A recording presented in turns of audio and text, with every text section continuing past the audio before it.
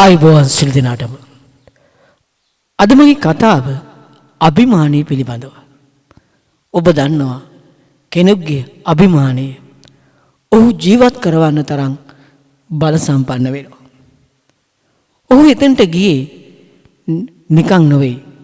කැපවීම ඒ වගේම ඔහුලා තිබිච්ච ඊටාම වඩාත් හොඳ ගුණාංග ඒ වගේම ඔහුලත් අධ්‍යාපනයේ මේ සියල්ලම කැටි කොටගෙන තමයි ඔහු ඒ තත්ත්වයටපත් උනේ.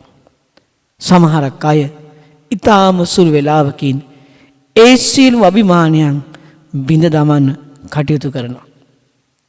ඔබට මතක තියාගන්න ඔබ බිඳ දමන්නේ ඒ කාලයක් තිස්සේ ගොඩනගාගත්ත වටිනාකම් කියලා. උත්සාහ කරන්න. අනිකාගේ අභිමානයට ගෞරව කරන වගේම ඔබත් වටිනා අභිමානවත් පුජ්‍යලෙක් බවට පත් වෙන්න.